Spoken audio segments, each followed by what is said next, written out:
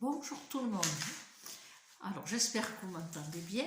Je voudrais, avant que nous entamions ce que j'ai annoncé, je voudrais parler un petit peu de la demande et la loi de la demande et comment se positionner.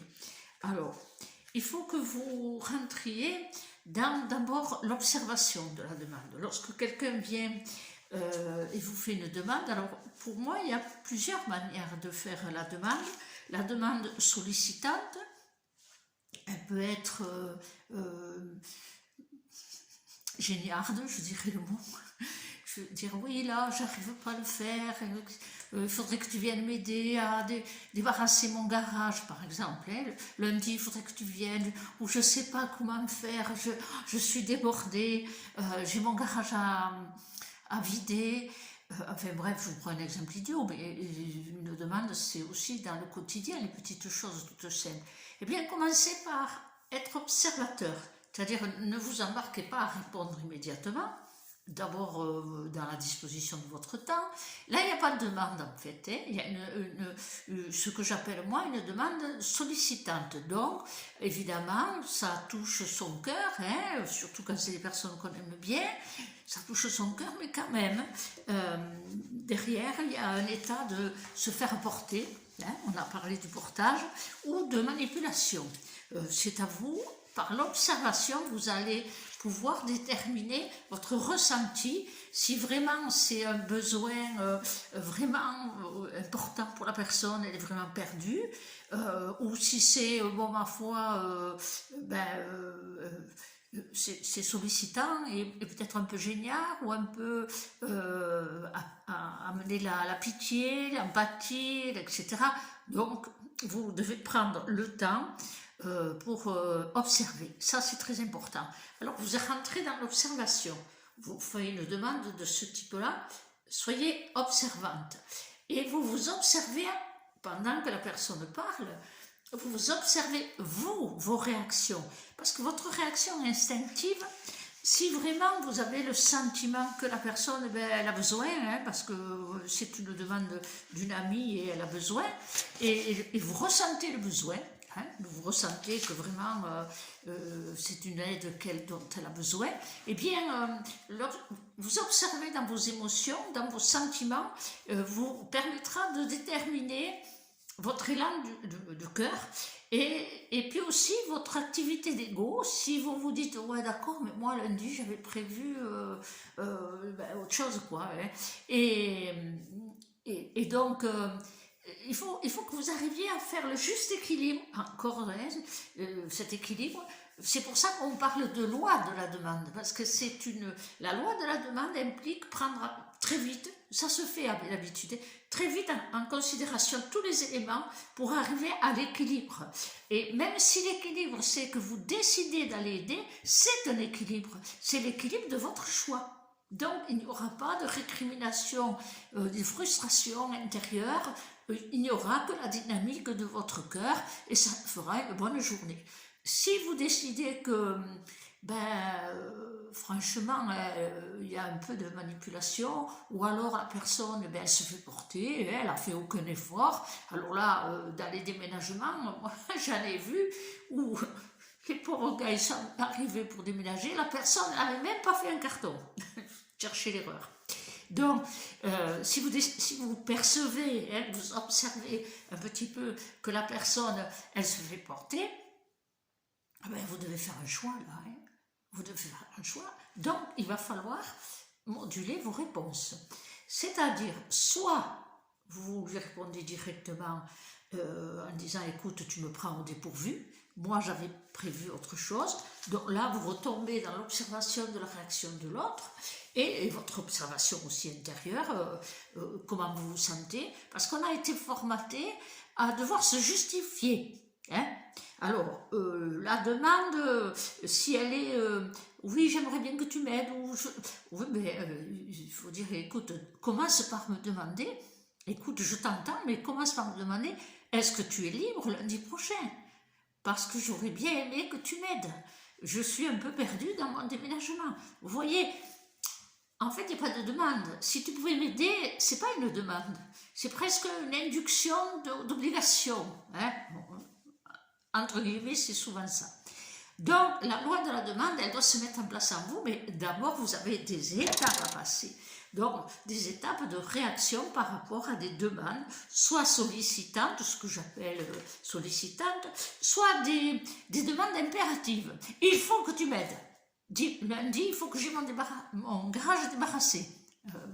Oui, d'accord. Et tu t'es posé la question, si lundi j'étais libre? Et là, vous verrez la réaction. Parce que, soyez honnête, quelqu'un qui arrive en disant « il faut », c'est encore bien formulé, eh bien, vous n'avez pas envie qu'on vous parle comme ça, soyons honnêtes. Ou quelqu'un qui dit un ordre, carrément, hein, ça arrive. Là, votre éducation, elle vous bloque. Eh bien, il faut un peu laisser tomber parce qu'il faut exprimer. Si ça vous hérisse à l'instant où on vous dit va me faire le café. Moi, ça m'est arrivé. Nelly, va me faire le café. Je vous le dis sur un ton gentil. Je l'ai regardé, je lui ai pointé le doigt, je lui ai dit pardon. D'abord, le mot magique qu'on apprend aux enfants, hein, s'il te plaît. Et si tu pouvais aller me chercher le café. Oui, mais j'ai mal aux jambes. Mais attends, ça vient après. Là, alors, je ne suis ni ta mère, ni ta soeur, ni ton valet, ni ton boy. Donc, je vais aller chercher le café parce que je suis gentille et que je sais que c'est vrai que tu as mal aux jambes. Mais ne le refais jamais parce que la réponse, ça sera « je ne vais pas chercher ton café ». Ça a mis les choses à plat. Elle n'a pas été fâchée, la personne. Eh bien non, elle n'est pas dans une situation où elle peut se fâcher, étant donné qu'elle a besoin des autres quand elle a mal à ses jambes et qu'on le fait avec plaisir. Mais il ne faut pas laisser passer ce genre de ton. Ça, j'appelle ça des demandes impératives. Donc, votre réponse doit être du tac au tac, aussi impérative que la mienne. Ou bien, vous avez notre réponse à faire, le silence. Et vous fixez la personne, ou vous tournez la tête et vous faites comme si vous n'avez pas entendu, si vous voulez, si ça vous arrange. Donc, ça obligera l'autre à reformuler sa demande. Si elle est intelligente, elle a compris, elle reformule « s'il te plaît ». Et là, vous regardez, vous dites « oui, comme ça, je veux bien ». Ça veut dire ce que ça veut dire. Et si elle n'est pas intelligente, elle va aboyer un peu plus fort. Et là, vous vous sentez justifier ce fameux mot que ça m'énerve bien. Justifier de quoi? Vous sentez le droit, hein, plutôt le droit de pouvoir dire on ne me parle pas comme ça. Voilà. Donc, et après, vous avez toute cette logique d'observation, hein, qui va vous amener à une réponse et qui va vous amener ensuite à un choix. Voilà, c'est votre choix. Personne ne vous oblige, hein, ne l'oubliez jamais. Alors, on a des codes comme ça, éducatifs, il ne faut rien dire, il faut rester poli. Donc, alors, l'autre est impoli. Vous lui répondez un peu carré, hein, je veux dire. Et tout d'un coup, ça devient que c'est vous qui n'êtes pas gentil. Cherchez l'erreur. Cherchez l'erreur. L'erreur au départ, c'est que la loi de la demande n'a pas été respectée et qu'au jour d'aujourd'hui, la communication entre les êtres, elle est quand même un peu énorme. Il faut réapprendre. Alors on appelle souvent ça, et c'est très intéressant d'ailleurs, hein, la communication non violente. Oui, parce qu'il faut chercher, mais c'est quand même aberrant qu'il va aller chercher des codes aujourd'hui, alors que si on observe bien le passé de nos parents, ils ont appris certains codes. Et puis le monde moderne est arrivé, et puis là, je ne sais pas ce qui s'est passé, là, il ne faut rien dire. Oui, les anciens ne disaient rien, mais ils disaient rien, mais c'était des secrets. Là, c'est dans le relationnel tout simple, c'est pas des secrets, ça, c'est de l'éducatif. Donc, moi, je me souviens, quand j'étais plus jeune, eh ben, je me rappelle qu'on se disait les choses, peut-être c'est le Sud, hein, c'est vrai, on se disait les choses franchement. Quelqu'un venait vous enquiquiner, vous disait, mais on parle comme ça, hein, dans le Sud. Et tu m'enquiquines, toi, mais qui est du monde ou pas? Et tu m'enquiquines, mais personne n'était choqué. Parce qu'on disait une vérité, mais on n'était pas agressif. On disait, tu m'enquiquines, j'ai pas envie, je peux pas maintenant. Il y avait un échange. Et celui qui était incorrect était vite remis en place par la communauté. Hein. Il ne faut pas l'oublier. Aujourd'hui, c'est plus ça. Hein. Malheureusement, je le dis souvent, beaucoup ont perdu los cojones, hein, morale. La peur s'est installée, la crainte d'être jugé ou je sais pas quoi, mais quand il faut dire les choses, il faut les dire. Alors je vous en donne un exemple, une petite jeune à la caisse du supermarché, elle débutait, quoi, elle était peut-être en stage, je sais pas, et la chef était derrière. Mon Dieu, comment elle lui parlait. Comment elle lui parlait, cette chef, à cette petite jeune fille. Moi, j'ai dit quand ça va être le moment, ah non, hein, je n'accepte pas ce que je vois. Donc, arrivé le moment où je passe, je vois la gamine qui ne souffle pas, qui ne... C'est toute rouge, la pauvre. Et j'arrive au moment où je passe, elle ne dit plus rien, la chef. Alors, j'y vais franco, je dis, c'est le début, mademoiselle, vous débutez. Et l'autre, bien sûr, ben, elle a mordu à la hameçon. Oui, il va falloir qu'elle s'y mette, hein, un peu plus vite. Hein. Je dis, pourquoi? Vous êtes née en sachant le faire, vous? On vous a pas appris?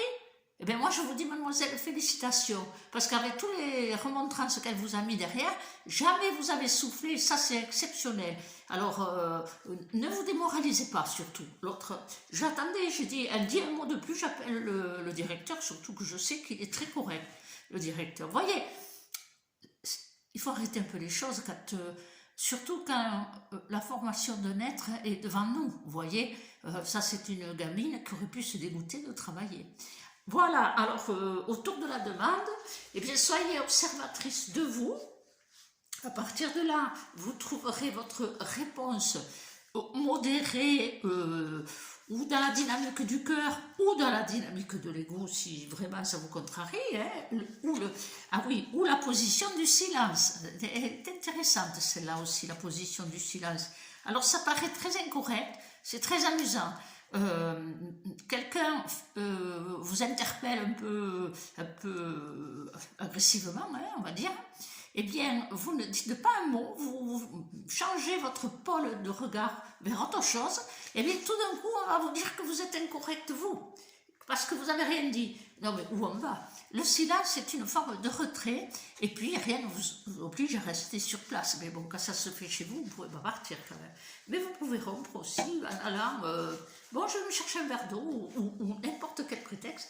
La personne, si vous la connaissez bien, elle reviendra à la charge, mais vous aurez eu le temps de vous positionner calmement et de pouvoir savoir dire les choses aussi, calmement, sans que cela vous agresse ou vous perturbe.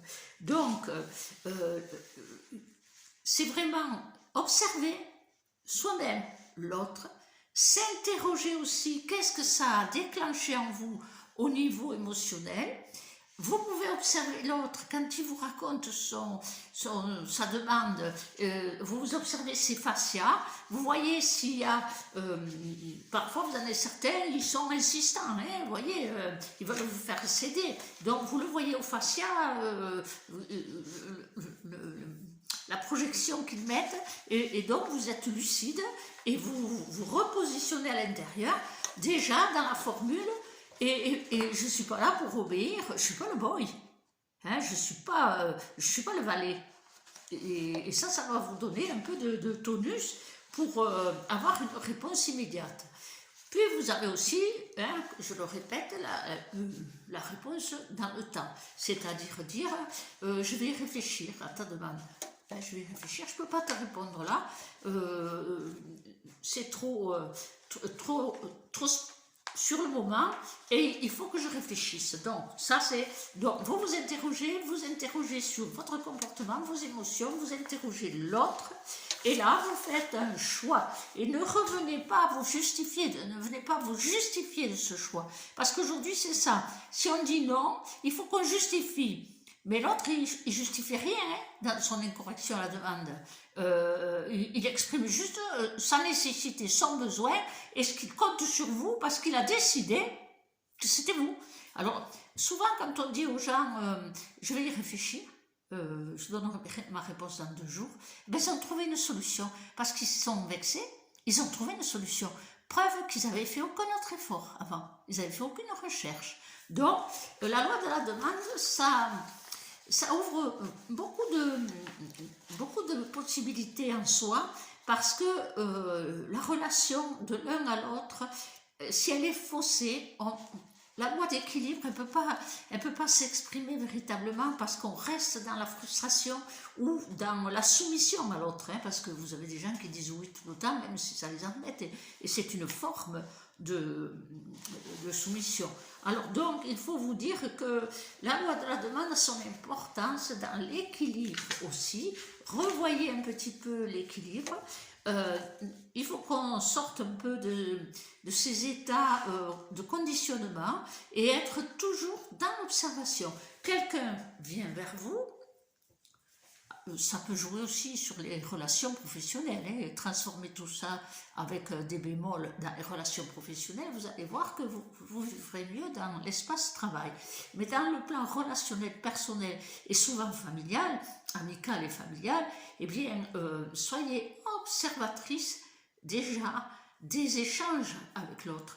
Mais il vient vers vous, c'est pour nourrir un besoin, ou si c'est pour partager vraiment avec vous, c'est pas un jugement, hein, c'est une lucidité. Donc vous êtes beaucoup plus, comment dire, attentive et lucide de la démarche de l'autre. Parce que souvent vous avez des personnes qui arrivent avec ce que j'appelle les cadeaux porte d'entrée. Ah, ils viennent avec une voisine, elle peut venir avec un petit plat, j'ai pensé à vous, si là, mais si vous vous laissez envahir, ne vous plaignez pas, hein, parce qu'au bout d'un moment, c'est des cadeaux porte d'entrée. Hein. C'est-à-dire, je me donne le droit de rentrer chez l'autre parce que je lui fais un cadeau. Et vous n'allez pas chez eux, hein, leur faire déjà, vous n'allez pas comme ça chez eux, vous attendez qu'on vous invite. Alors, il y a des gens qui se font submerger comme ça, et on est arrivé à une société où l'équilibre des échanges, il a basculé, je ne sais pas quand, c'est effarant même, et le permissif que beaucoup se permettent. Et donc, la loi de la demande, il faut l'apprendre. Il faut l'apprendre, mais dans un équilibre entre sa dynamique de cœur et sa dynamique d'ego. Et pour pouvoir arriver à cet équilibre, il faut aussi apprendre à dire les choses de la manière gentille, certes, mais ferme. Donc, il y a des non, il y a des stops, ou il y a tout simplement laissez-moi le temps. Voilà, c'est sous-entendu, c'est moi qui vais décider. C'est pas vous qui exigez ou qui manipulez pour avoir. Voilà, la loi de la demande vous permet de plusieurs manières d'arriver à ne pas vous faire submerger dans la relation avec les autres et que ça soit équilibré. Alors, ça existe toujours ce déséquilibre où les personnes gentilles se font manger, hein, on va dire, et ben, la gentillesse ce n'est pas une faiblesse, c'est une force, il va falloir se le dire. Et la force de dire stop et de dire non en gardant son affection, hein, pour la personne, eh ben, c'est la personne qui reçoit le stop qui doit faire à ce moment-là le poids en elle de l'affection qu'elle a. Hein. C'est-à-dire si vraiment c'est une affection sincère, non teintée d'intérêt quelconque, eh bien la personne commence à réagir et se dit qu'elle a été un peu trop envahissante ou un peu trop impulsive ou un peu trop sollicitante ou un peu trop. Hein. Voilà, c'est donc pas à vous qui devez remettre en place à se remettre en question parce que si vous l'avez fait avant, vous n'avez plus à y revenir. Par contre, c'est celui que vous remettez en place qui doit s'interroger lui-même et trouver,